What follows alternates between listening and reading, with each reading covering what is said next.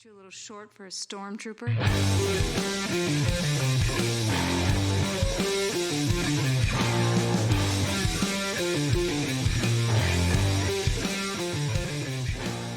What's up, nerds? Welcome to another episode of the Multiverse Report. We are recapping the week's nerdy news from Star Wars to more Star Wars and everywhere in between. Maybe there's not a ton in between Star Wars and Star Wars, or maybe there's more than you think. My name is Mike Gibson, one of your co-hosts. With me, as always, is Steve Haller. What's up, Steve?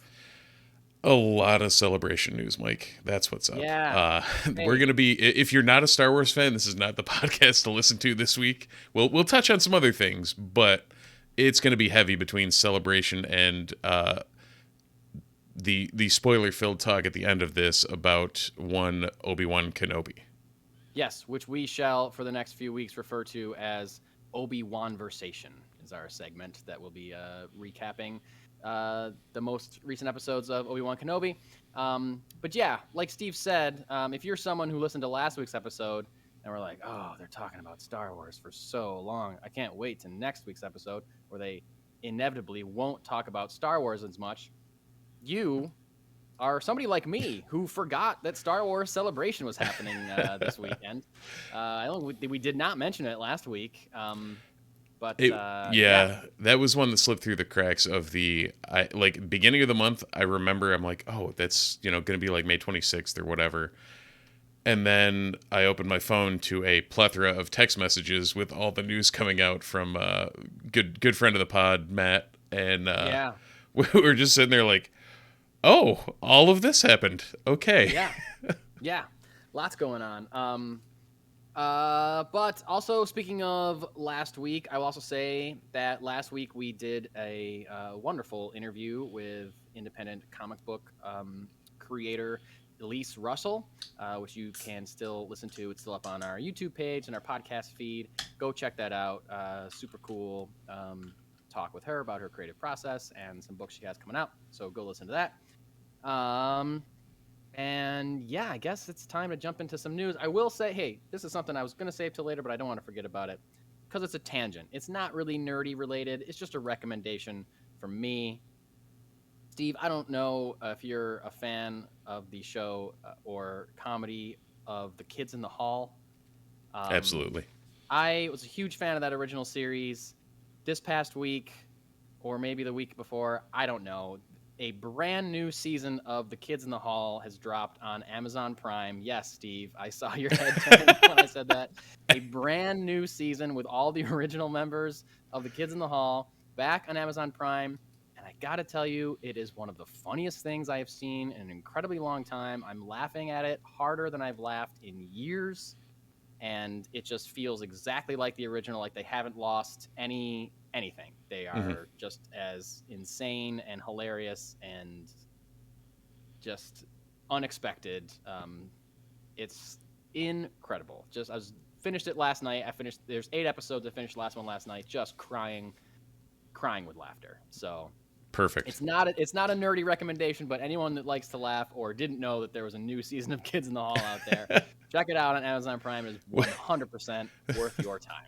So what gave it away that I was unaware? The fact that my head just snapped 180 degrees. Yes, that was it. That you went from the monitor you used to the production monitor type stuff, to the looking at me monitor, like big snap. Very rapidly.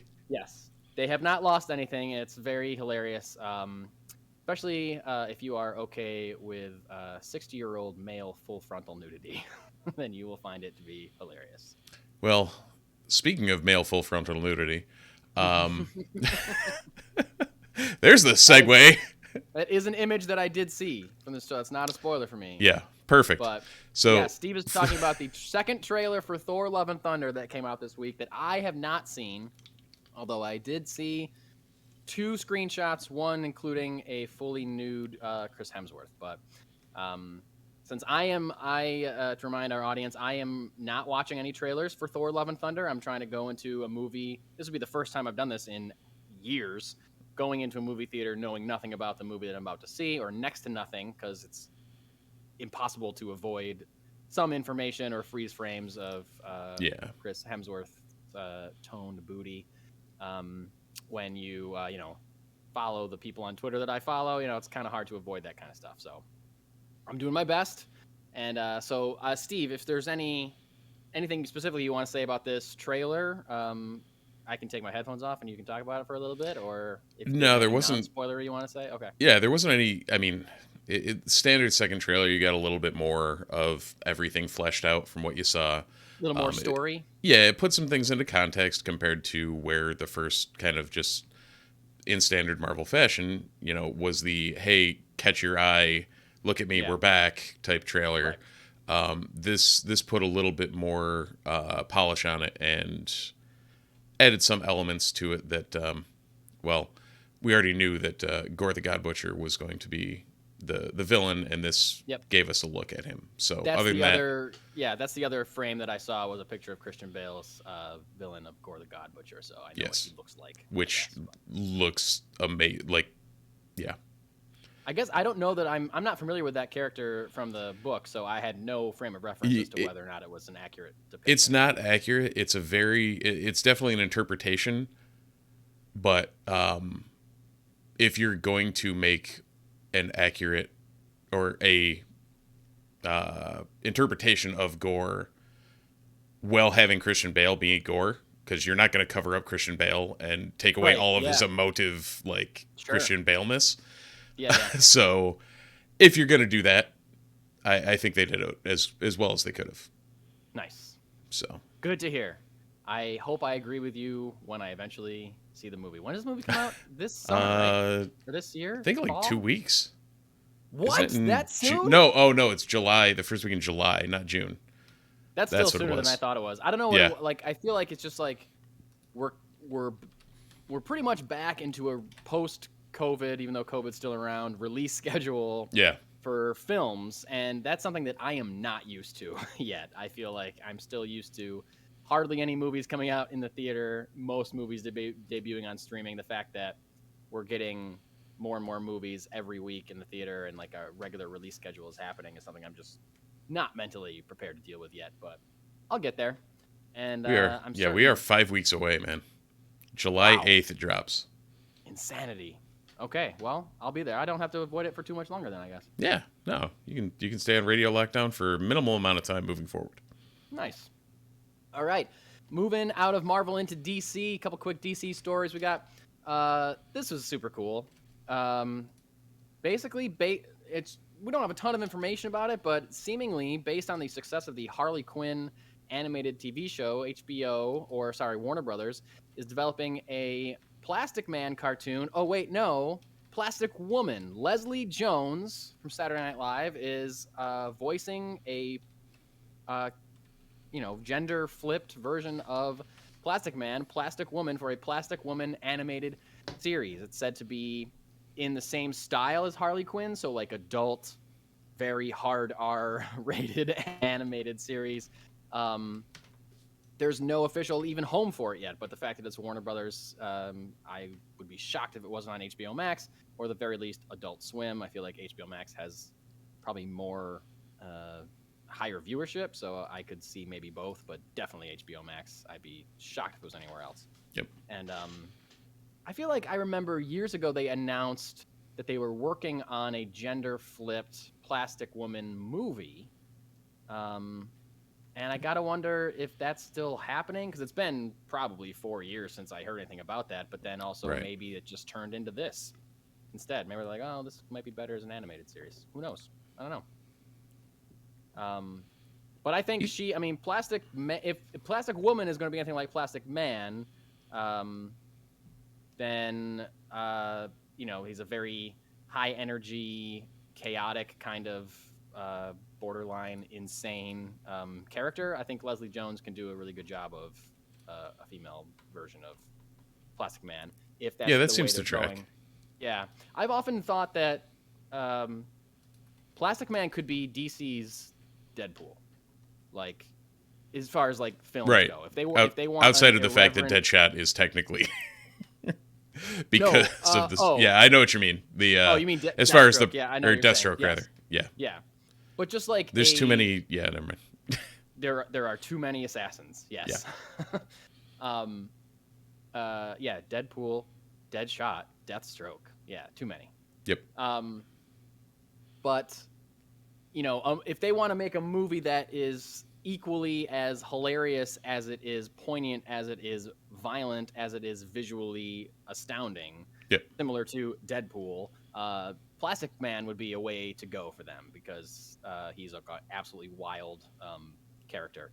Nice. And I hope that they do the character justice with this cartoon, because I know I like Plastic Man quite a bit. He's definitely like a lower... He's been around forever, and he's always kind of in the background. He's definitely like a lower tier hero. But I know I have a friend of mine who's a big DC fan. Plastic Man is his absolute favorite. That's and great. He's also very like, this is clearly going to be an adult take, or most likely. But like in the times my son has seen him in like cartoons, my son loves him because he can turn his body into a car or to a helicopter or things like that. It's like, he does more than just stretch. He can physically change his body into an actual thing that works, like an internal combustion engine or something, So it's wild. And it would be wild to see in live action, which maybe is why they haven't done a live action Plastic Man movie yet. But anyway, be cool to see what Leslie Jones does with Plastic Woman and what the show is in general. Because if it's anything like Harley Quinn, I'm in, because the Harley Quinn show is incredible. Yeah, with the the live action, they may wait to see what happens with Fantastic Four, and whether or not they can make Reed Richards not look bad. Yeah, or just as a reference, like, okay, that's a stretchy guy. We got a stretchy guy that's like different kind of stretchy, but let's make sure that we don't do it that looks like that. Like they're already doing that. Let's figure out a different way to do our effects or something. Right. Different, distinct look to it, so it isn't, hey, this is the same thing they just did, or vice versa. Yeah. Moving on, other quick DC story that I just added right before, actually as we were talking, I remembered it and threw it in there. Something that Steve and I talked about earlier in the week. And this is not an official story because it's not an official release, but I can almost guarantee, we will get an official release within a week or so. Because anytime there are set photos released of a costume that we haven't seen yet, we often get a official release later on. Obviously, movies film in a way that they hope nobody is able to take a picture of the big costume until they're able to reveal it. But we saw this with Shazam. We saw it with Batgirl. There are set photos that leak, and all of a sudden, a week or two later, here's the official how it looks. Because a lot of times, a set photo doesn't do it justice, doesn't do the costume justice. Yeah, you don't have the post on it. You don't have any of the effects. You don't have whatever they're going to make it to be the new shiny. Right, you don't get the lighting, you don't get the epic cinematography, you don't get if there's any effects that have to be involved, or they add the cape, or whatever. Yep. It's not exactly what you're going to see, so they prefer to wait for the official thing. But if set photos leak, they're going to be like, wait, it looks like this. Yeah.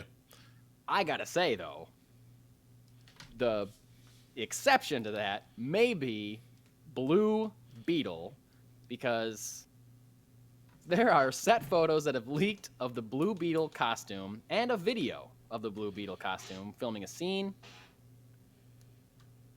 Steve, I think this is the first time I've ever seen leaked set photos of a superhero costume that has gotten universal praise for how good the suit looks. Like when Shazam's leaked, people were like, "It looks too red," which is insane. Like it looks too cartoony or whatever. People were mad about it. Batgirl's like, "Oh, why'd they go with that suit? There's other good Batgirl suits." Blah, blah, blah. Yeah, I remember those. Nobody that I see is saying any bad things about the way this Blue Beetle suit looks, and I'm not really going to go into it because it's technically a spoiler, because it's not an official release. It's a set photo, so if you don't want to know anything about it, fine. But if you are interested, photos are out there, and man, it looks great. And I got to ask you, as someone who's not as familiar with Blue Beetle in general, I mean, there's been 3 different canonical Blue Beetles, they're going with the third and most modern take on the character. But for someone who's not familiar with Blue Beetle at all, what did you think of this costume? I mean, I sent it to you. I saw it and I immediately texted it to Mike. Basically, like, this thing looks sweet, because it really does. And you said it's actually quite comic accurate. Yeah, totally. Totally. And it is a weird suit and a Right. difficult suit to get comic accurate. And like you just said, like we just said, this is before post-production. It's without lighting. It's with all that stuff, and it still looks incredible. I feel like they would have to do a lot to ruin the look of this suit to make it look worse. Like, if it looks that good in regular lighting, then wow. Right. Meanwhile, Tom Holland has to run around in spandex and green balls. Yeah, exactly. What's up with that? There's got to be some way to make a actual practical Spidey costume look good. Yeah, or just in anything, you know, like Robert Downey Jr. wears shoulder pads and again dots on his face. And Mark Ruffalo has his extension with a tennis ball up here, so you know where to look.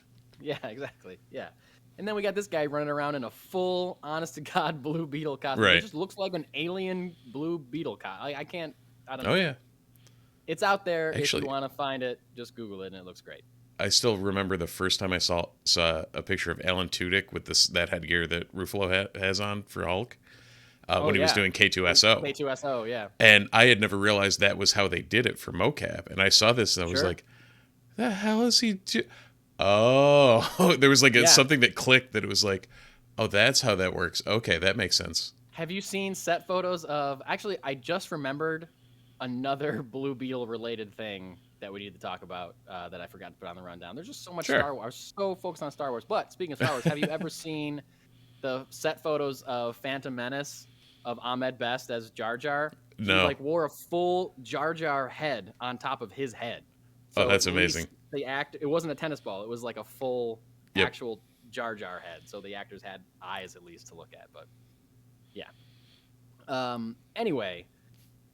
Another Blue Beetle. This is not an official thing. This is a rumor that happened, so we can't spend too much time talking about it. But, you know, a few weeks ago, we heard that Sharon Stone was playing Victoria Cord, rumored to be Ted Kord's wife, also the villain of a Blue Beetle movie. Now, Ted Kord doesn't canonically really have a wife, and if he did, it'd be weird that she would be a villain, since Ted Kord is the second Blue Beetle and a hero. And at times mentor to Jaime Reyes, the third Blue Beetle, which this movie is focused on. We got a rumor this week that Jason Sudekis from Ted Lasso and Saturday Night Live and all your favorite stuff is rumored to be playing Ted Kord in the Blue Beetle movie. Now, if he is, I think this is pretty good casting. And if he is, I don't know in what capacity he's going to be in it. I hope that it's some kind of, I don't know, Jaime has to find him to learn something about being the Blue Beetle, or a mentor-mentee, or maybe Jaime has to save his life or something. Who knows, but I think it would be cool. It's exciting for a DC fan to know that Ted Kord is going to show up in this movie. Because similar to Plastic Man, it's crazy that we're getting a Blue Beetle movie at all, because he is certainly not an A-lister. Right. But the fact that it's being treated so well, seemingly, from everything we've heard from the directors and the film creators and the costume that we saw, and if they are adding Ted Kord to this movie, then they are interested in expanding the legacy of the character, or touching on the legacy of the character in a way that shows the character's relevancy to the greater DC universe. And I don't know, that's just really exciting. And again, that's a rumor. We don't know if Jason Sudeikis is actually going to be Ted Kord, but if he is, I'm all in. Apparently he's now just taking roles as people named Ted.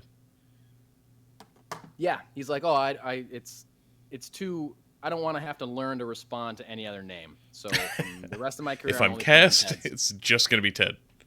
Yeah, it's like, I got the Jason thing down, I got the Ted thing down. That's as much as I can either handle. Play Jason's or I can play Ted's, but that's it. You pick one. At this point, I feel like he can probably limit his career. Like he's established himself enough that he can put some limitation. We're talking like no brown M&Ms type writers here, like Jason or Ted. That's it. That is it. All right, cool. Steve, should we get into it? Well, yeah, because otherwise, we'll still be here till midnight, so whatever. Ladies and gentlemen, and everybody else, long time ago,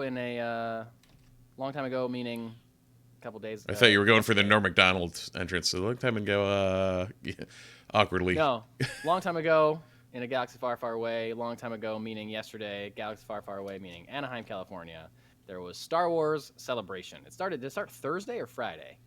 Started maybe Thursday, because it was day 4 today, the final day. Well, that's right. And they watched the first 2 episodes of Obi-Wan in the big convention hall at midnight. Yep. Which would have been insane. So anyway, if you don't know, Star Wars Celebration is kind of like Comic-Con, but just for Star Wars. Do they do it every year or every other year? Been over the years. It's been very inconsistent. Recently, they've been doing it like leading up to. I think they had done like 2 in a row leading up to coronavirus epidemic. Times. The last one I remember is the one that they did right before Rise of Skywalker came out. Right, and I think this might have been the first one since then. I think so. Yeah, so they might have done like a virtual thing last year. I think.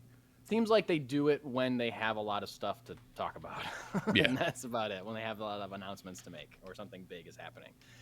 And they certainly had a lot of announcements to make at Star Wars Celebration this year. We got a number of trailers. We got some project announcements. We got all kinds of... we got non-Star Wars stuff, Lucasfilm-related stuff. But it's true. Let's talk about 3 trailers that we got. First, we got a trailer for the highly anticipated Andor series, starring Cassian Andor from Rogue One, debuting August 31st, which I think I knew last week from that Vanity Fair article, but for some reason I forgot. And when the August 31st came up at the end, I went, holy shit, August 31st, that's coming up. Similar to the Thor Love and Thunder. I don't know when things are happening.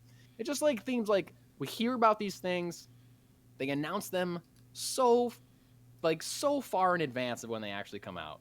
And we talk about them so many times in between that it just feels like it can't actually be happening. We just have to keep talking about it forever. I don't know. It just seems crazy. So, Steve, what did you think of the Andor trailer? I thought it was more of a teaser. They didn't give us a ton. It was more of a teaser, And I thought it was kind of like what we were saying. You set up the catchy, like there's not a ton of Cassian in it. No.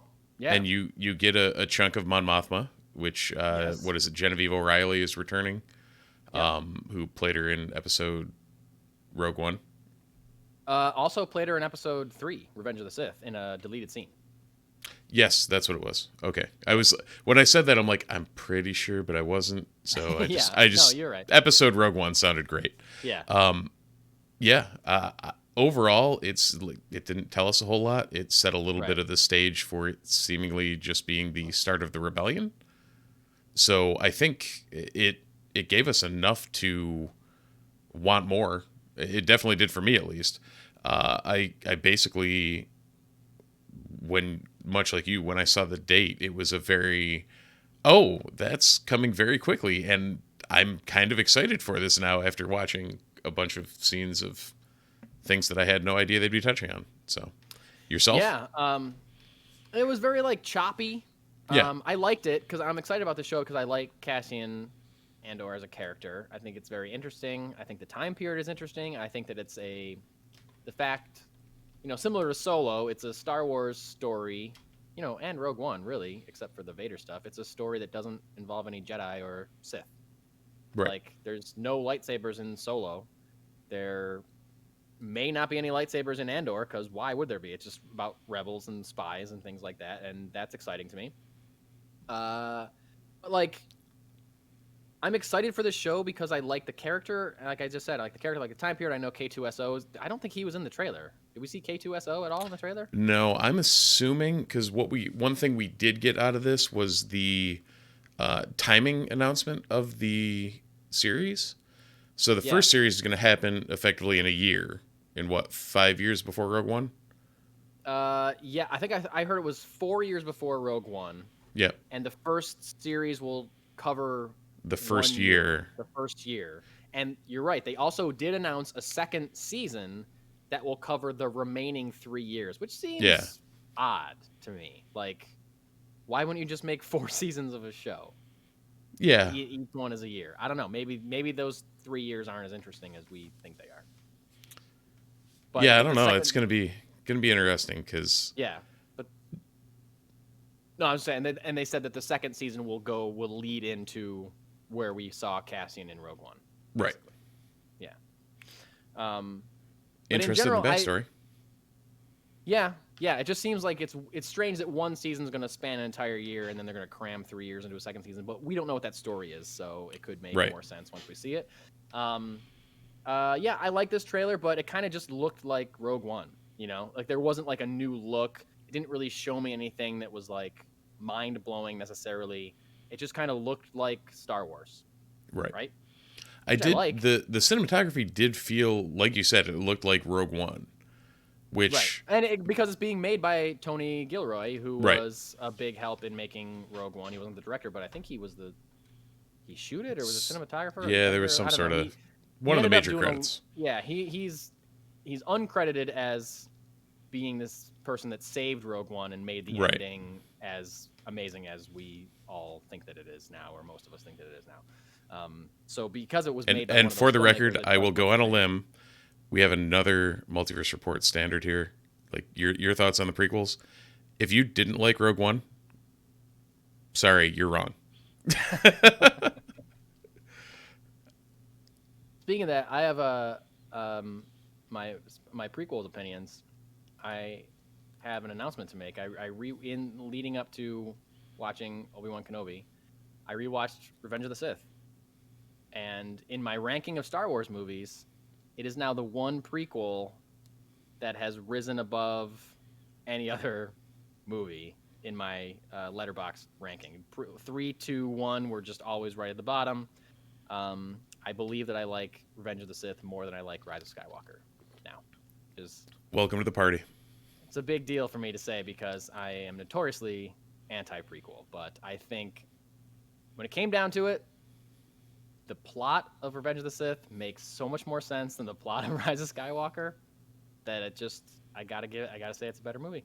Yeah. I mean, Revenge of the Sith doesn't have Babu Frick in it, so that's points True. away. But all in all, I think one of the real quick, we'll move on. I know we're already getting sidetracked and yeah, about Star whatever. Wars. I gotta say, one of the greatest line readings of all time, or one of my personal favorites, is Ewan McGregor in Revenge of the Sith saying to Anakin Skywalker, "I'm loyal to the Republic, to democracy." The way he says democracy is amazing.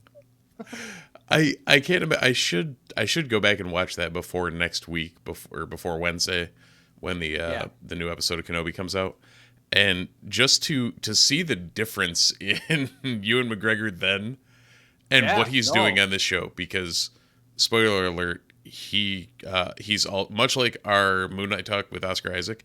Ewan McGregor's a really good actor, Really, and good. he's showing some chops. Really so good. we'll get to that later, but yeah. Anyway, okay, we will get Back on track. Back on track for now until we inevitably spiral out of control Yes. with more Star Wars opinions. We also got a trailer for Bad Batch Season 2, the new season of the animated series that debuted just last year, right? Was it just last year? Or am I crazy? Yeah. No, it was. Yeah. I think Maybe? it was because we covered it on this podcast, and we've only been doing this podcast for a little over a year. Oh, yeah. All right. Yeah. There you go. We'll give it to you. So crazy that they made it that quickly when we're still waiting on Harley Quinn season 3 after like 2 years of waiting. But anyway, I thought this trailer. I thought the Bad Batch was fine. It was not for me. It's not as good as Clone Wars. It's not as good as Rebels. It's fine. I will take more of it and I will see more of it, especially if they keep doing more interesting stuff. Like I really liked seeing the rise of the Empire kind of in it, like getting the Empire together and the transition from clones to human stormtroopers. Like I thought that stuff was really cool. Yep. If we see more of that, great. Looks like they maybe upgraded their armor in this a little bit. Didn't give us too much of like story, but you know, it was a good trailer. I'm down for it. Even that little tidbit when you see the new stormtrooper armor. You know, similar to how the clones move from the Phase 1 to Phase 2 clone armor in the Clone Wars. You know, you can see the iterations of the stormtrooper armor kind of moving through. So that's not bad. Overall, like you said, I like Bad Batch. I don't clamor for it. But this looked, from where it left off, this looks like it's going to at least pick up at pace, which is going to be a good thing. Yeah, and just because we don't like it doesn't mean other people don't like it very much. I know specifically a mutual friend of ours has a daughter who told me straight up that her favorite Star Wars character of all time is Omega, the There you girl go. from Bad Batch. So it's working for some people. So Absolutely. can't deny it. The I can't say for that trailer, I was extremely excited about a couple of things. That Gungi, the Wookiee Do I know? Jedi, Oh, okay. survived. Yes, I didn't know the So the name of the Gungi, character, he but was yes. the Wookiee Jedi in the Ilum arc. Yeah, he's in Was Clone started Wars. with the Gathering in Clone Wars. Yep. So Ahsoka takes him to Ilum to get his crystal, Yep. and so he must have survived Order 66. So True. that's Yeah, pretty you're cool. right. And we Yep. see, we see a couple of shots that look like the Kashyyyk, but we see Captain Tarful, Chief Tarful. Oh, is that who that was? In the rapid fire. That Yeah, definitely, okay. I paused it, and that's definitely his armor. I didn't So- notice. I just thought it was like another Wookiee or something, and I was Right. happy that So we're getting Wookiees. coming out of episode 3, you get another Tarful reference. Yeah, awesome. Cool. Oh yeah, I'll spot a Wookiee a mile away. Yes. This is a similar. Bad Batch is in a similar situation to something like Andor, to something like Obi-Wan Kenobi, where there's a finite amount of time you can tell this story. So Yeah. it's kind of thing where like we're getting season 2 of Bad Batch. Is there going to be a season 3? Like, how much time are they going to cover? How many seasons can they squeeze in between? Yeah. Well, actually, we don't know what happens to those characters because they're not in the original trilogy. Right. So technically, I guess they could keep making them, like, because we know what happens to Cassian in Rogue One, we know what happens to Obi-Wan Kenobi in A New Hope. So Right. those And have and shelf with those life. guys too, it's not like Ahsoka and Rex, who we'll get to Ahsoka later, but like we don't see a finite end on them, and we're like, all right, well, where were they during the original trilogy? Like Yeah. this clone batch was just, they were there. That's Yeah. fine. It's not like a Force sensitive or someone like Rex who was like imperative to the story that you're just like, all right, where does he fit in somewhere? Yeah. I think, yeah, you would think they'd want to tie it up before they start the new trilogy, but at the same time, they could be out doing whatever for as long as they're around. Yeah, you're right. And the question of Ahsoka, of what Ahsoka was doing there in the original trilogy, is very interesting, considering that we know she's still alive after Return of the Jedi because we see her in Book of Boba Fett. Right. I keep wanting to say Mandalorian because It felt that like was a Mandalorian episode, but yeah. that's well, I guess, I mean, and now we know that the final scene of Rebels takes place after Book of Boba Fett as well. Right? Yeah. So because the final scene of Rebels took place after the Battle of Endor, and then they go look for, because they talk about how Hera fought in the Battle of Endor. in that Right. Last scene. But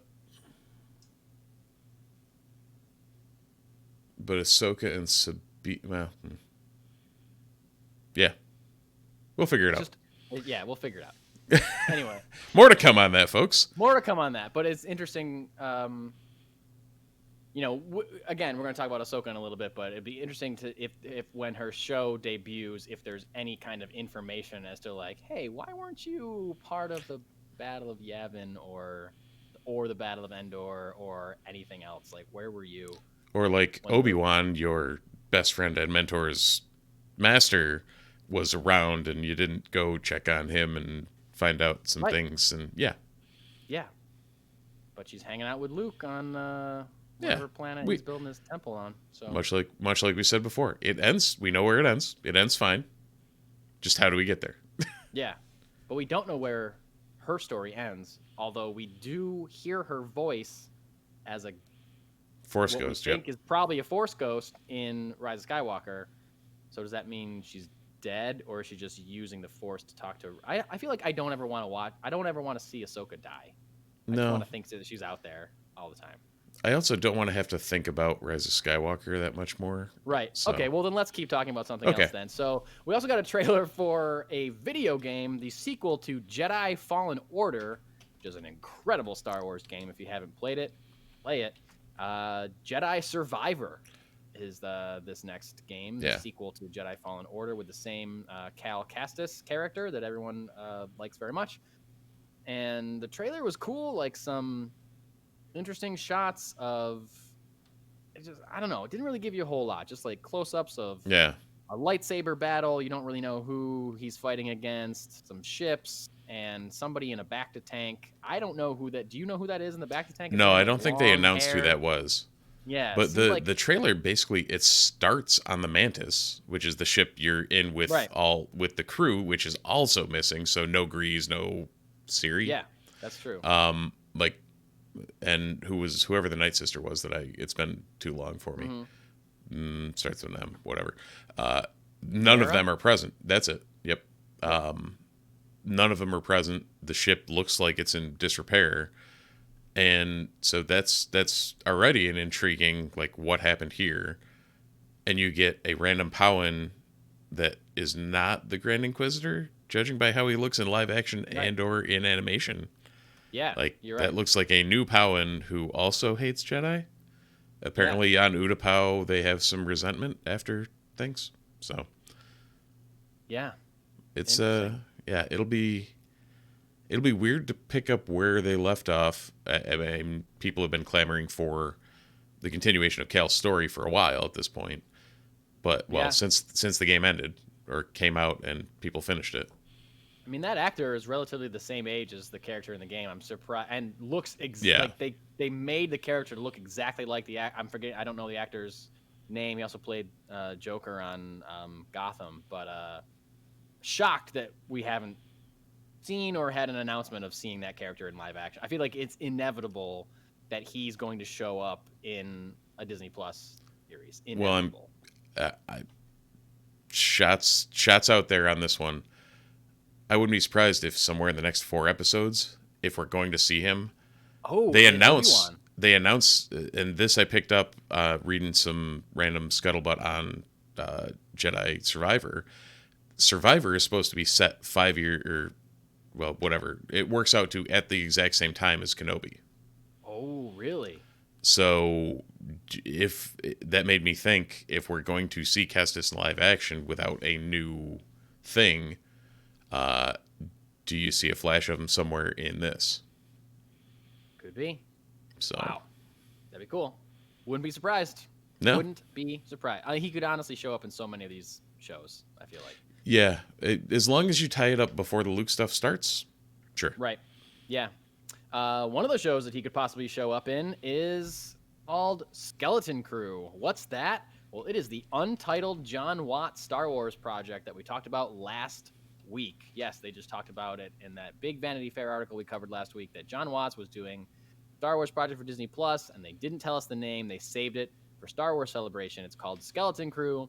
What else did they save for Star Wars Celebration? It stars Jude Law. Yeah. Yep. Great actor. Jude Law is going to lead a Star Wars series. It still is going to be focused on a group of 11 to 12-year-old kids, I guess. Like, they talked about it being like an Amblin Entertainment, Steven Spielberg from the 80s kind of style. But I also saw at least one article that referred to it as being about kids, but not for kids. Like, it's going to be more of like a hard PG-13, or it's going to be scary. Like, it's not going to be for children, basically. It's probably just going to be like regular Star Wars PG-13 stuff. But it's not like a children's show just because it's about children. And it's like Stranger Things. Exactly. Like Stranger Things, which is also a ripoff of the Steven Spielberg Amblin Entertainment of the 1980s. So, and we're going to talk more about Steven Spielberg Amblin Entertainment of the 1980s coming up, or that era rather. Wait, what are we doing? Really? I guess I'll just be surprised when we get there. No, I was referencing the Willow trailer. Oh, okay. Well, yeah, you can be surprised when I get there. Yeah. Anyway, okay. I would have forgotten to pay that one off. So. Yeah. What do you think about Jude Law as an actor in general? I mean, outside of the fact that he was in Harry Potter stuff, the rest has been fine. Yeah. He was in Captain Marvel. He was. I forgot about that. Yeah. It's the last time I saw him in anything, I think. I don't think I've seen him in anything since then. He's been pretty. There was a stretch where he was in just about everything. Yeah, I feel like he was all over the place. Like Yeah. maybe 10, 15 years ago, 10, 12 years ago or whatever, he was like in a bunch of stuff. Well, and now he's showing up in Marvel, Harry Potter, and this, so somebody Yeah. wants a paycheck now. Before was doing the artsy stuff and like making the movies he wanted to. Did good at that. Now it's grab a paycheck. He was going for Academy Awards, and now he's like, I just want to have fun and be in Star Wars. Yeah. Right.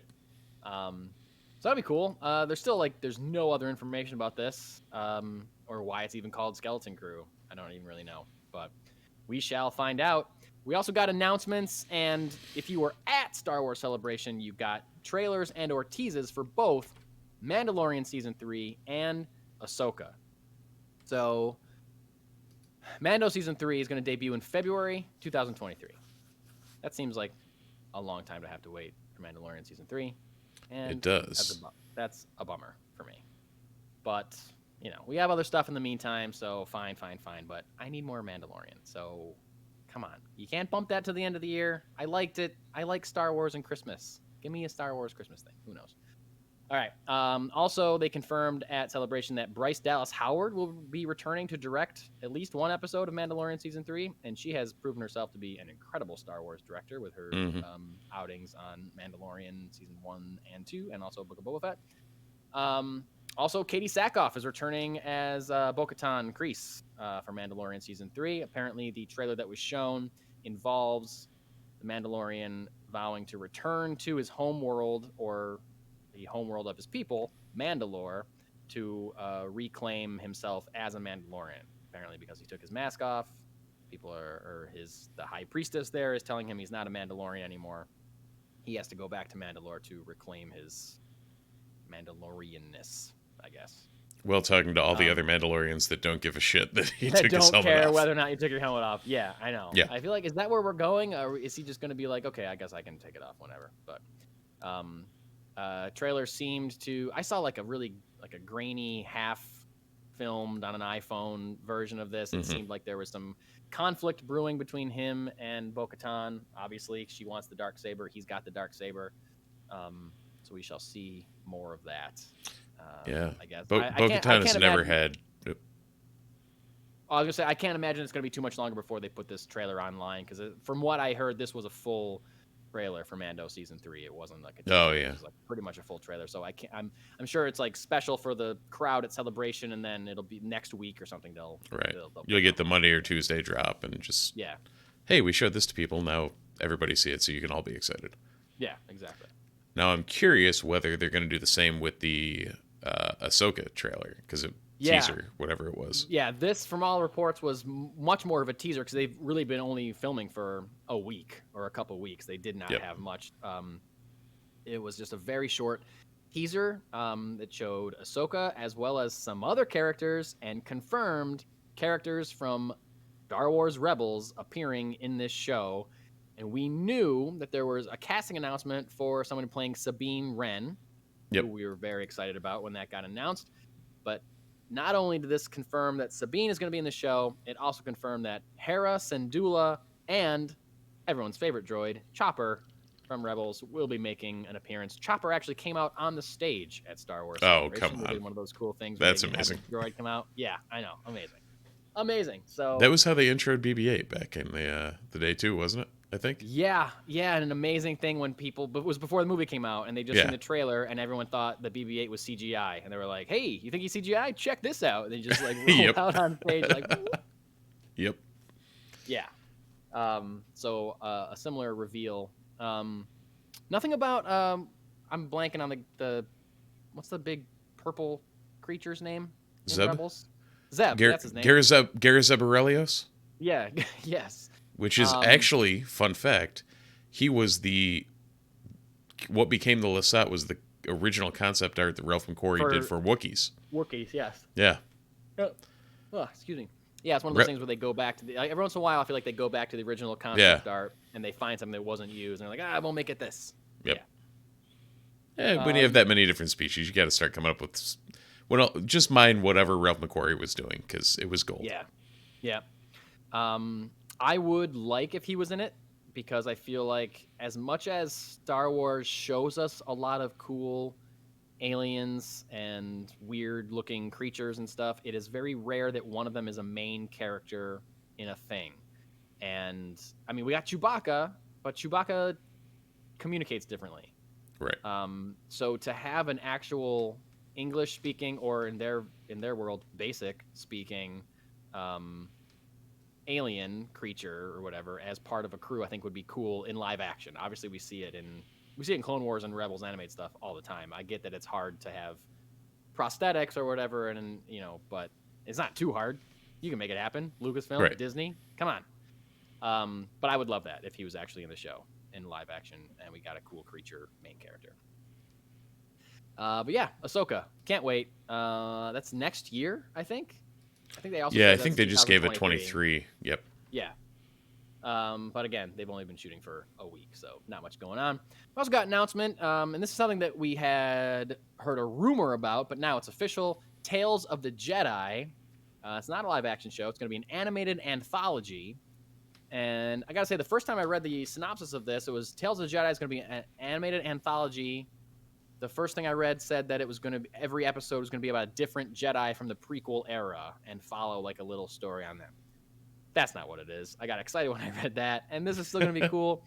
Tales of the Jedi is a 6-episode series that will alternate between Ahsoka and Count Dooku, and it's going to be telling 3 different stories for each of those characters from different points in their life. One when they're younger, one in the middle point of the career, one where they're maybe older or whatever, or I don't know, somewhere along 3 different spots on their timeline that we've seen so far.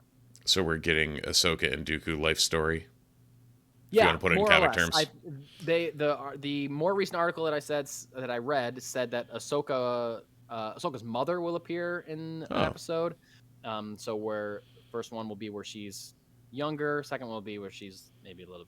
Second one is going to feature her and Anakin Skywalker, and then the third one will be when she's older. Count Dooku, the first episode will be before he has turned to the dark side, and listeners may or may not know Count Dooku canonically. Although he's the bad guy in Attack of the Clones, and we see him in the beginning of Revenge of the Sith. Before he turned to the dark side, he was a Jedi, and he was the Jedi that trained Qui-Gon Jinn. Yep. So Obi-Wan Master was trained by Count Dooku. And Dooku was directly a Padawan of Yoda. Oh, I did not know that. That's cool. So we're going to see before he turned to the dark side, and then a couple afterwards, and I don't know. This is cool. I would have liked it if I liked the initial false report that I read that every episode was going to be about a different, lesser-known Jedi, and now just like, okay, just more of Ahsoka and more Count Dooku. But I'm still disappointed that it's not the original Tales of the Jedi from Dark Horse, but yeah, and it's not based on the comic book series from Dark Horse, but still, it's kind of like Marvel does that, where they just take a cool title. Yeah, like, it's not the same thing; it's just a good title, So, the last series that we got an announcement on... Oh, sorry, it's not a series, it's a special. Lego Star Wars Summer Vacation. This is another Lego... I thought the rights to the Lego thing went to Universal. I don't know how does Disney keep getting to make Lego stuff? Oh, they still have the Star Wars license.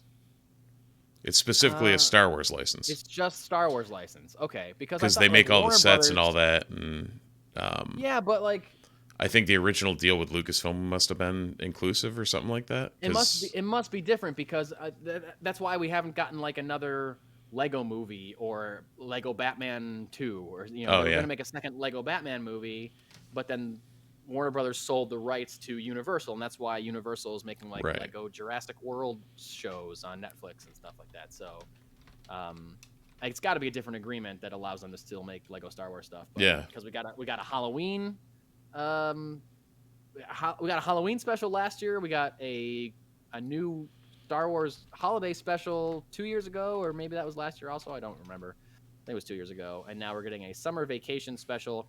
It takes place after the Rise of Skywalker, when Rey and her friends attempt to go on a relaxing vacation, but things do not go according to plan. That's all we got about that. And that's coming out this year. It's coming out in August, I think, early August, before all Andor sorts comes out. All sorts of stuff dropping. All sorts of stuff. So, as we referred to earlier, even though it's Star Wars Celebration, we did get some actual non-Star Wars but Lucasfilm related announcements. One being the aforementioned trailer for the Willow series. Willow being a fun adventure fantasy film that came out in the late 80s, I want to Sounds say, right. starring Warwick Davis as a little person or as a dwarf that has to protect a baby from an evil witch, right? Or a warlock? Is it a witch or I don't know. Confession: I've never seen it. Oh, you never seen Willow? Oh, dude, you gotta see it. That's That's I've cool. heard I do need to catch that one up, but Yeah. Actually, you know what? I don't know. I haven't seen it in a long time. It could be something that didn't age well. Maybe it did, but I believe it has like Jim Henson creature effects, and that stuff usually ages very yeah, well. And you know, it's like Val Kilmer when he's like young and like super ripped, and he's like playing yeah. this like badass warrior and stuff. So like, it's probably worth a watch, I would say. But we got a trailer for the new Willow series that looks great. Like I say, it just looks like more like fun fantasy adventure stuff if you're into that. Like light, like Lord of the Rings, but with a sense of humor. Right. Kind of. That's what it looked like to me. Lord of the Rings with a Star Wars kind of sense of humor to it, with a Lucasfilm kind of spin on it.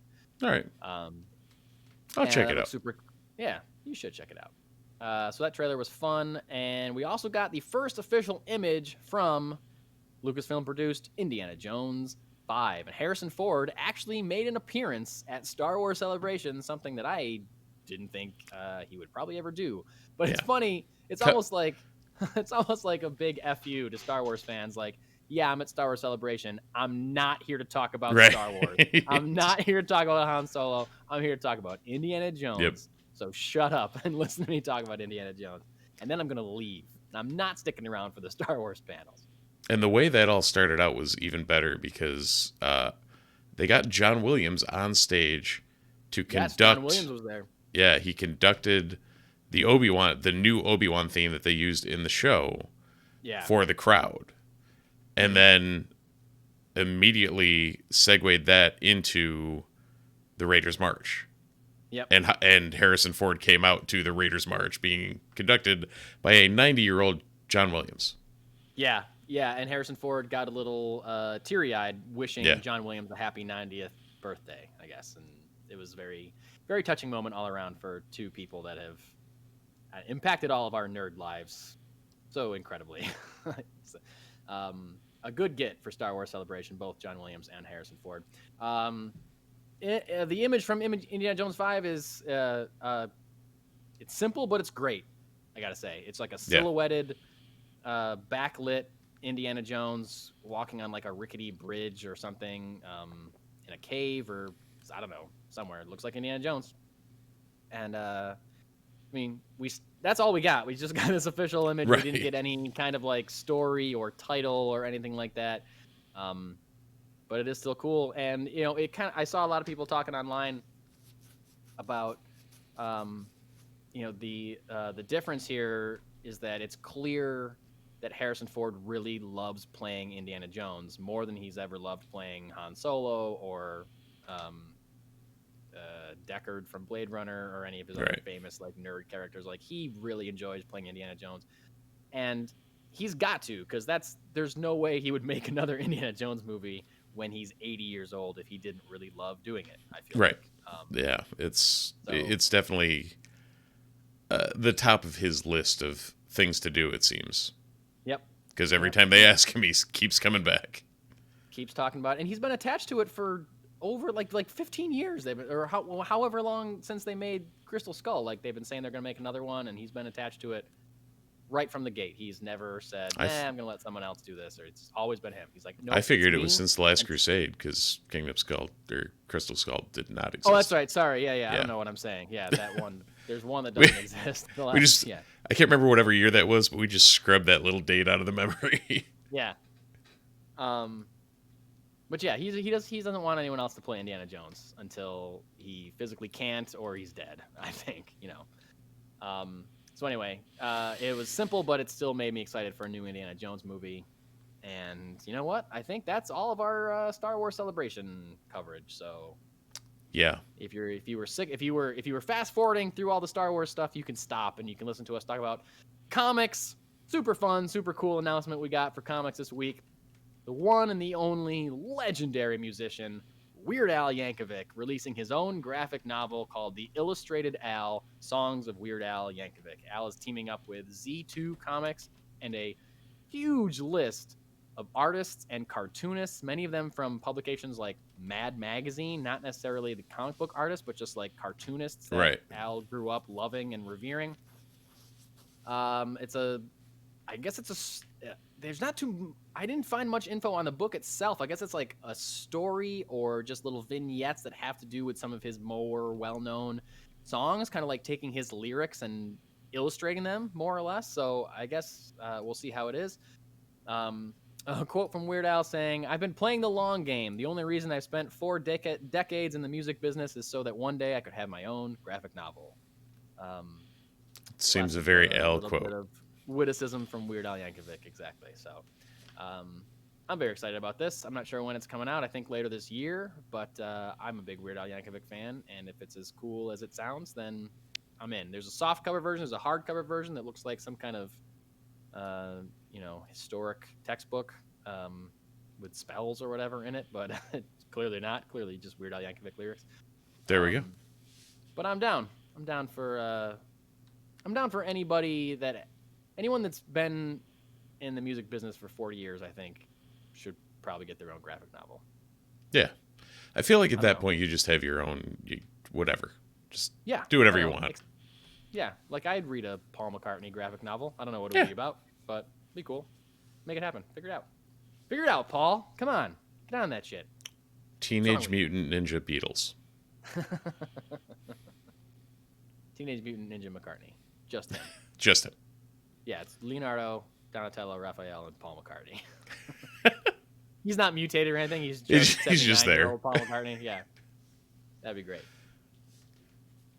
This week in comic book stores, we got Action Comics Annual #1, Batman 2022 Annual #1, Black Panther #6, Captain Marvel #38, Deadpool Bad Blood #2, Ghost Rider #3, Heavy Metal #317, King Conan #5, Miles Morales Spider-Man #38, Once and Future 26, Star Wars Darth Vader 23, Star Wars Bounty Hunters #23, Vampirella Dracula Unholy #6, We Have Demons #3, What's the Furthest Placed from Here #6, and X-Men 92 #2.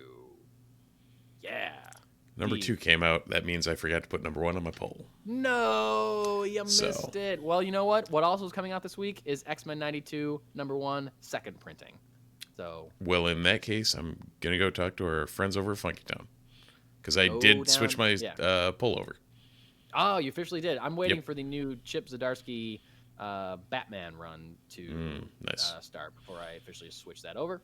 And also... is that the... It's not a hardcover. It's the small hardcover. Oh, nice. Of the first volume of Tom Taylor and Bruno Ronaldo's Nightwing. Yeah, I'm not, full disclosure, I thought it was the full hardcover. It's not. Oh, that's okay. I was like, wow, I got a really good price on this. Yeah. Oh, that's why it's 1/5 of the book I thought it was. Oh, it's fine. That's really exciting. I'm excited for you to read that and let me know what you think. I gotta say, after last week, we did 2 shows last week. Yep. We did the Elise Russell interview, and then we did an hour-and-a-half long episode because there was so much news last week. A lot of Star Wars stuff, a lot of other stuff we had to talk about. I maybe had... I maybe will have a cocktail while we're recording this podcast. Yeah. I maybe had more than one cocktail as we were recording 2 very long episodes last week. And afterwards, before I went to bed, apparently, I ordered something on Amazon, which was recommended to us by our guest, Elise Russell, the Volume 1 of Gail Simone's Red Sonja, which she said was her gateway into reading comic books. Something that I apparently ordered as I was falling asleep and totally forgot that I had done it. And it's like Christmas. It's like Christmas, man. When you have a little too much to drink and start ordering stuff on Amazon and forget all about it, it's just like surprise after surprise showing up at your door every couple days. And this was like what? What did I order from Amazon? Whoa, Gail Simone's Red Sonja. Sweet. I guess I'm reading this. So added that to the stack of must-reads. Yep. on my list. So very excited about that as well. Nice. All right, so we got a couple one-shots, moving into some stories that are worth mentioning, but not necessarily digging into too deep. This is something I'm excited about. Dwayne The Rock Johnson has says we are getting the full Black Adam trailer June 8th. So that's coming up pretty soon. Not necessarily in time for next week's episode, but 2 weeks from now, we'll be talking about the new Black Adam trailer. He's been posting a lot of shots of himself on his Instagram on the set of Black Adam in the full Black Adam suit. All black and white shots, so it's not giving away everything, but a lot of kind of behind the scenes pictures of him in the suit. And I'm very excited to see a full trailer. We got a teaser a few months ago, but give me more of that Dr. Fate. Give me more of that Hawkman. Give me more of that Atom Smasher. I want to see all of these characters and obviously Black Adam as well. So pumped to see that on June 8th. Mark your calendars. In the things I can't tell whether or not I'm excited for, Lord of the Rings Gollum is a game that is coming to consoles and PC September 1st. That's the first time we've gotten the actual date on that, I believe. Yep. We knew it was coming late 22. It is one day before the release of the new Amazon series Rings of Power. And That's some good planning right there. Oh, absolutely. You And get the game out in the series the next day. if you're all in on the Lord of the Rings hype, there's your September's gonna be additional a good month for you. Yeah. So basically, you play Gollum trying to get the ring back, which I really don't know how they're going to make it work, but if they do, that's pretty cool. Mm-hmm. I remember. It's cool. You have to switch back and forth between Gollum and Smeagol, like the personalities. Nice. Gollum's more for combat. Smeagol's more for like interacting or solving puzzles and stuff, I guess. So that's kind of cool. I remember when they announced this, they had like some early gameplay footage, but this was probably 2 years ago or so. It was like a long time ago this game was coming. But I remember it looking cool, kind of like if you ever played the Arkham games, the Batman Arkham games. It was kind of like it was like a stealth thing where like he was crawling up on a rock and had to jump down and kill an orc or something like that. Like so, it seemed kind of cool. That's all I really remember from it. But I'm sure if you are a Lord of the Rings fan, that has I don't know the last time there's been a Lord of the Rings video game, so I feel like they're probably clamoring for some gaming action. I'm trying to think. The last one I can remember is like a real-time strategy game that came out for the computer years ago. Wow. Yeah. All right. Well, it's been some War time. of the Ring, maybe? Yeah, I think I remember hearing about that. That's the last thing that I remember, too. Shadows of Mordor stuff have come out. That's what it is. Yes. Yep. Shadows of Mordor. Okay. But still, that was a while ago. We haven't had... That's a while ago that Shadows of Mordor came out. And technically not canon, if I remember right. I played the first one, but not the second one. Interesting. All right, last one shot for the night. We got some more casting for Sony's Madam Web movie. Celeste O'Connor, who recently played the character of Lucky in Ghostbusters Afterlife. She has been added to the cast in a mystery role. She joins Sydney Sweeney and Dakota Johnson in this real huge mystery of a Spider-Man spin-off movie that we don't know anything about. Cast in 3 female leads or characters, being written and directed by women as well. All that's super cool. So we still don't know anything about the movie at all. Still I was going to say, all of those facts are super cool, and I'm still very confused about this movie. Yep. Well, nothing else to say about it other than we don't have anything else to say until they give us more to say about it. Until we start get at least a synopsis or something. Right. Something. Give us something. Sony, give us a paragraph of anything to figure out what's going on. Or tell us who they're playing so we can start at least. Right. We can wildly speculate on various things. Like, let us run. Right. Yeah. Come on. All right. At this point, we need to tell you, loyal listeners, that if you have not seen episodes 1 and 2 of Disney Plus's Obi-Wan Kenobi series, you need to stop listening to this podcast right now, and you can listen to it later. I had a friend of mine that hadn't watched all of Moon Knight, and finally, when he did finish it, he went back to all of the end of our episodes and listened to that's great. All right, Moon Knight. So that was very cool. And we appreciate you going back to listen to us talk about it. So same thing. If you have not seen Obi-Wan Kenobi, say goodbye. Jump. Time to go. Get out. But we're going to spoil everything. Before you do that, make sure to like, subscribe, any of your various podcatchers of choice. Check us out on themultiversereport.com, themultiversereport@gmail.com if you'd like to get a hold of us via emails. Beyond that, Multiverse RPT on Twitter. Mike's at Carol's Kid. I'm at Dutchart. Feel free to reach out. And please do. Yeah. I guess at this point, it's spoiler zone. Spoilers starting now. Steve, I am very excited to talk to you about this show because general thoughts, I loved it. Loved it. Loved it. Loved it. Loved it. What'd you think? I think you loved it. No, I was right there with you. I've actually seen the episodes twice at this point because nice. I watched them at 5 o'clock on Friday morning, as you do for some ungodly reason because you're up at 5 a.m. I guess, yeah.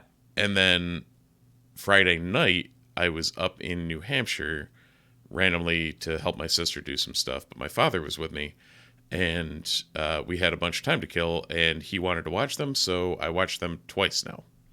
Nice. And it still is great. Yeah, I saw I think I am close to watching them a second time. Yep. I watched all episode 1 and half of episode 2 with my wife, and then my wife was tired and wanted to go to bed. But I rewatched the second half of it with her this evening, and I still just had the same giant smile on my face that I did the first time. Yeah, love it. So okay, so let's dive in.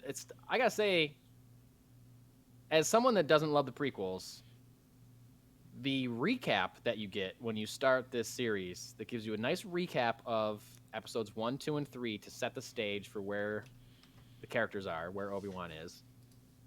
It makes me think that you go back to those movies with an editor that is not like on George Lucas's payroll or scared of upsetting George Lucas. Right.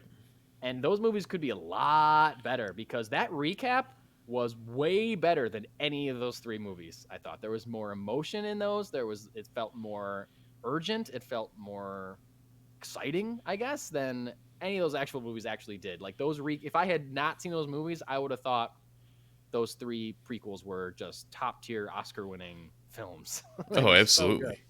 It's about the way the music was matched with it, and the edits. They're just picking all the great parts. I was like, man, there's some great stuff in those movies. Yeah, they were better. It shows you there was a lot of meat on that bone, though. Like, yeah. if, like you said, if you give somebody all the B-roll and just say, hey, rechop this all together, I got a hunch somebody could come up with a good movie. Because some people stuff have. there. People have, the fans True. have edit. People have like edited those movies to be better. Was it Topher Grace that did all 3 of them in one movie? Somebody did all 3 of them in one movie. Huh. Yeah, but it's one of those things that like he can only show it live. He can't advertise it or like put it online or sell it or anything like that. So, but anyway, yeah, recap was great. Really set the stage, and like it really made me crazy excited. Like my wife looked at me and could tell, just from the recap that I was like, oh man, like it made me more excited than I thought I was going to be for the show when it started. I was like, oh, here it comes. Yep. And like it was palpable enough for her to be like, you okay? I'm like, yeah, I'm okay. I'm just really, really excited. Well, and it's funny because when it started, I was mildly worried. I was like, oh, what are we getting into? Like, oh, okay. And then like as it just kept progressing, the smile on my face started growing, and I was just like, no, we're gonna be fine. It's okay. What parts were what parts made you nervous? I guess. No, just in general that they were doing a recap to start it all off, as if I don't know what it. For some reason, it worried me that they were doing a recap and that they assumed that people needed a recap or something. Yeah. And then I think as the way they did it kind of rolled out, I was like, oh no, they needed to do that. That was good. Yeah, for sure. Yeah, so I like it a lot. Let's kind of dive into the episode. It kind of like intros us, and it tells us, it just catches us up with where he is. He's on Tatooine. He's working an odd job. Okay, are they taking the meat off of a dead crate dragon and harvesting it? Is that what they're doing? Or it's some giant creature? Maybe it's not a crate dragon, but I assumed it was a crate dragon. I can't remember what the Krayt Dragon in Mandalorian looked like. It was enormous. Yeah. And this seems like it's got an enormous skeleton on it. Yeah, whatever it was enormous and in the Dune Sea. And Yes. they're working at effectively a mobile meatpacking operation. Right. Yeah. I say Obi-Wan is pretty sure of himself to outright steal a piece of meat every day. Yeah. In just broad daylight when he's not even really waiting until anyone else is gone. He's just rolling that up, putting it right in his shirt. I don't know. Maybe he's owed one piece of meat every day. It seems like he's stealing it, but I don't know. Well, and they definitely they go back to that a couple of times where, they want to make it apparent what Obi-Wan's current state is. And every time something changes, it's like he goes back to his day job. And it's powerful how they do that just to show where and what he is up to and what frame of mind he's in. Right. Yeah, they take the time to show you, like, he's not doing anything. Yeah. He's not doing Jedi business on the side. He is committed to just being there, watching over Luke, but not doing anything else. And even before we see him, we see the Inquisitors. We meet the Inquisitors first. They land in the middle of some town in Tatooine, and they're looking for a Jedi, not Obi-Wan Kenobi. They find a Jedi, not Obi-Wan Kenobi, which I thought was cool. And the fact that then later, I think it's in the first episode still, later Obi-Wan has to turn him away and not help him. Yeah, the Jedi played by Benny Safdie there. Yes, yeah, that's who it is. Because he doesn't want to be found out, and he says, "No, the war's over and we lost. I'm not here to help you." Oh, and he tries to sell it right off the bat of that's not my name, I'm Ben. I'm not who you think. Yeah, he's in it. Yeah.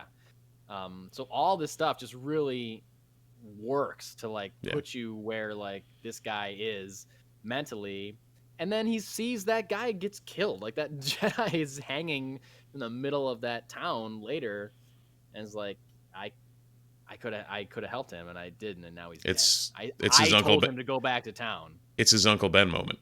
It is, yeah. Literally, actually. Yeah, you're right. So I thought that was interesting, and I thought it was interesting that he doesn't have his little house yet that we see in A New Hope. He's living in a cave. Yeah, but apparently everyone knows where the cave is. Yeah, he's got a little Jawa buddy. Is this the first? This is the first. This was shocking to me as a Star Wars fan. Subtitles for a Jawa. I think it is the first time. Yep. Wow. That was mind-blowing. Right? My wife was like, why, what? And I was like, what? You never know what a Jawa's saying? What? Yeah. There's never subtitles for you Jawas. You get whatever 3PO said that he said, and that's what you hope that he said. Yeah, we've had somebody translating, like that guy in Mandalorian translated for Mando when he was trying to go fight that beast and get that egg or whatever. And I think Pelimoto might have talked to one of the Jawas or something. Or no, yeah, never mind.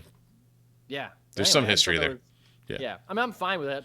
I feel like there's some Star Wars fans out there that are probably mad that we're getting subtitles for Jawas, but I thought it was great. It was a fun little conversation. And I love the fact Obi-Wan he leaves a little toy for Luke. Yeah. And at first I thought, because the T-16 in A New Hope, Luke is playing with a toy spaceship. And that's the T-16. Oh, okay. It's the same ship. Okay, I thought that's what it was, but then Owen gives it back to Obi-Wan.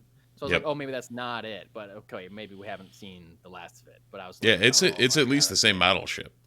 Yeah, right. That's what I thought. Okay. So I'm not crazy. Nope. So maybe we'll see that back again. But that was which is the ship that Biggs references in the briefing room in A New Hope. Yeah, well, I thought that was Luke referenced it, the T-16 Skyhopper. But I thought the T-16 and the T-15 were speeders. Nope, the land speeder, the Hoth snow speeder is a T-47. But doesn't Luke say when they're leaving the cantina, doesn't he say ever since the T-16 came out, they're just not in demand? Yeah. Anyway, thinking about the land speed. Yeah, we're going. Yeah, this is a rabbit hole that we definitely did not need to go down, and we're stopping ourselves. So this is a way similar to Rogue One. This is a show that can will and is already affecting how we see A New Hope. Yeah. For reasons we will get into momentarily. Yeah. But that being one thing, like, oh, Obi-Wan gave him that toy that he's playing with in A New Hope, and he doesn't know that Obi-Wan gave it to him, but now we do. That's where he got that little toy that he's playing with A New Hope, like, or that's where he will hit it. I assume he's going to give it back Right. to him before From that crazy wizard. Yes. Great Joel Egerton as Owen. Great. Yes. I thought he was really good. Stepped right back into the role. Aged similar to Ewan McGregor, has aged into the perfect place for perfect age for Owen to be at that time. Yep. You know, like it's kind of like Ian McDiarmid as the Emperor. Like he played the Emperor in the 80s, and they had to put prosthetics on his face because he was like 20 or whatever. And then by the time they make the prequels, he's like an older guy, whatever, 40s, 50s, and then by the time he's right, you know, then he can still come back later as the Emperor, just ages into it. And Rise of Skywalker, he also has to be reincarnated, and exactly, he is brought up and held up by a giant machine for some reason. Anyway, all right, we're gonna get into the big thing for me, big part of this whole series so far for me. Goddamn, Leia is in this show as a young girl, and I love that they did not tell us that this was happening. They gave us no casting on a young Leia. They didn't. I don't think they even told us that Jimmy Smits was coming back as Bail Organa. They gave us no indication. Yeah, in my memory, I think they did with Bail. Something. I think it was either a rumor or they did with Bail, but definitely nothing about Leia. No indication that we're going to see Alderaan, that we're going to see her mother and father in Alderaan, that she was going to be as a little girl. And Steve, all this time, you and I have been speculating about Obi-Wan Kenobi. I feel like a number of times I have said, I don't really want him to leave Tatooine because it cheapens the reason he's there. He's there to devote himself to watching over Luke because Luke is so important to the future of the rebellion or the Force or the Jedi or whatever. Like, it is my life's mission is to watch over this boy. What could be possibly more important to Obi-Wan than to staying on Tatooine and watching over Luke? Leia is in danger and he has to go find the other twin. That is genius. And I never thought of that ever because I just associate him with watching over Luke. I don't associate him with knowing Leia prior, which we didn't know, and nobody knew. George Lucas didn't know that because he didn't think about this show 45 years ago or whatever. Right. Well, so, and they actually, what was it? Was it the holodeck or holodeck Star Trek? The conversation between Obi-Wan and the Organas. Yeah. Between Brea and Bail and Obi-Wan, they actually refer to, like, almost use it as a guilt trip of, you won't go to find the sister? Yeah. She's just as important as he is, they say. Yeah. And that's true. It's true. But, like, just the way that the narrative has been structured so far, I don't think anybody expected there to be any kind of hint or relationship between Leia and Obi-Wan Kenobi. Well, and it definitely the timing works perfectly because she's young enough that, like, there's plausible deniability there as she ages. Yeah. But also, you know, he's the one that she calls to. Yes, I thought that too. Bail sent her to. Yes. It's like, go find Obi-Wan, who you already know. Exactly. It lends more weight to the line, help me, Obi-Wan Kenobi, you're my only hope. Yeah. Like, she's saying that now. We know we're retroactively knowing now that part of her possibly remembers that he was once her savior, and she is asking him to help again. Help us, only one Obi-Wan Kenobi, you're my only hope. Help me, Obi-Wan Kenobi, you're my only hope. And that's like one of the most famous lines of Star Wars ever, and they're putting more weight into it somehow via this show, which I love. I just love. And in standard Star like- Wars fashion, you have to forget the first part of that quote, where she describes that you fought with my father in the Clone Wars. Served my father in the Clone Wars. But why would she have to say that to someone she already has a pre-existing relationship with? Because George Lucas didn't know they were going to make an Obi-Wan Kenobi show 45 years ago. Right. That's why. Exactly. That's little like jumps in like I don't need everything to line up 100%. If there's like glaring omissions, like Oh yeah.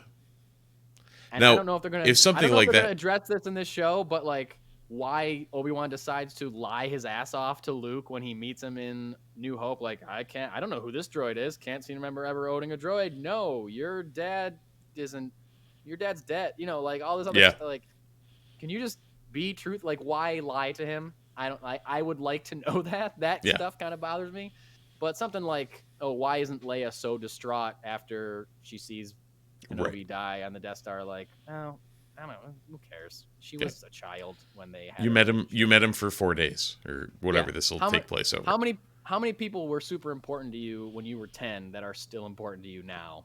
Right. Maybe your parents, Mhm. maybe family. Other than Do you family. have immediately family? There you go. Yeah, that's it. So anyway, I can forgive that. But anyway, I love that as a plot device, and I don't. I'm assuming that that's going to be the entire show. Now, assuming it's going to be him and her trying to get back to Alderaan, but could be wrong. Could take a left turn somewhere. And I think we heard that initially the idea was that it was going to be some kind of lone wolf and cub situation, but with Obi-Wan and baby Luke, or like a younger Luke on Tatooine, which would have been weirder because then it's just like, well, then why? Then he should remember him more, or he should have a more Right. relationship with the weird old wizard in the desert, Ben, or something. But like the fact that it's Leia, they can still have that kind of story and have it make more sense, although possibly not quite line up. But again, who cares? I love it. Yeah. You know. Anything else you want to say about Leia before we move on? Oh no. Okay.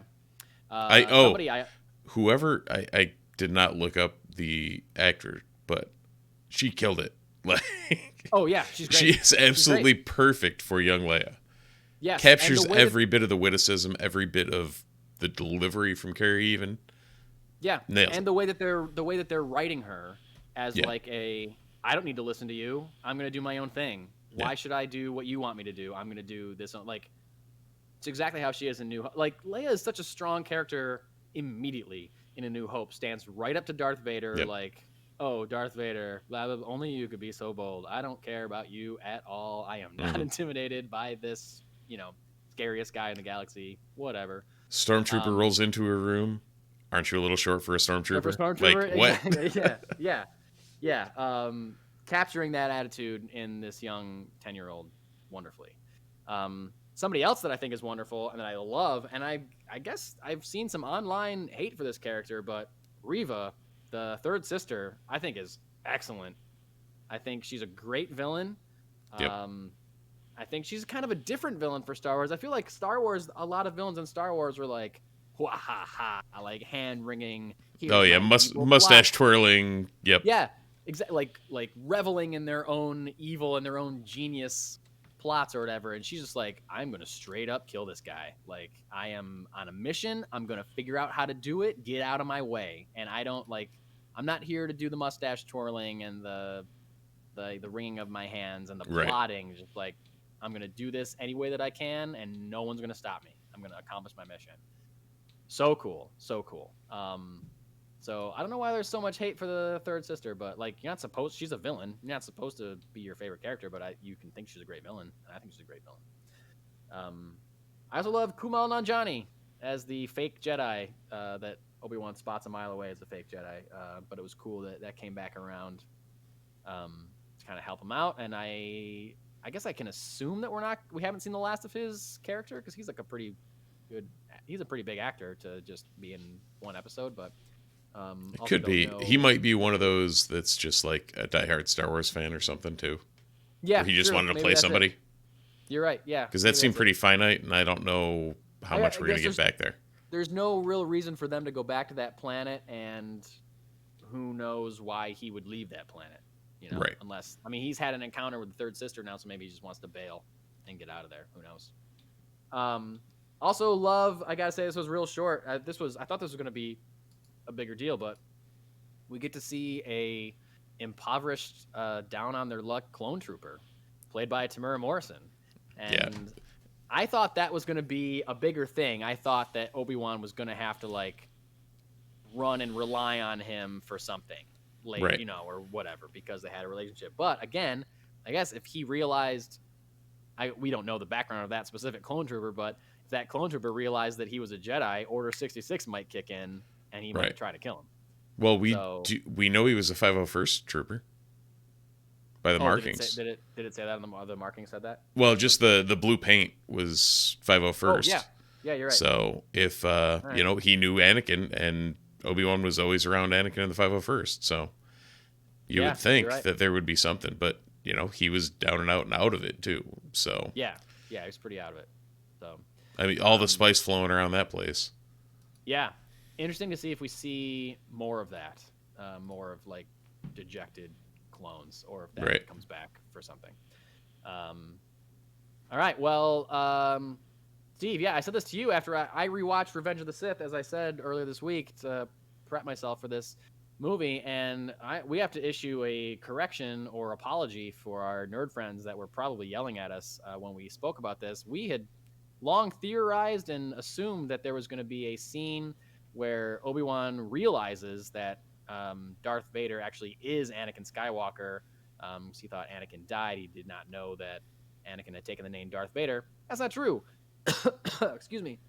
He realizes straight up in Revenge of the Sith, he sees a hologram of the Emperor referring to Anakin as Darth Vader, and Yoda straight up refers to Anakin as Vader at least once, maybe twice in Revenge of the Sith.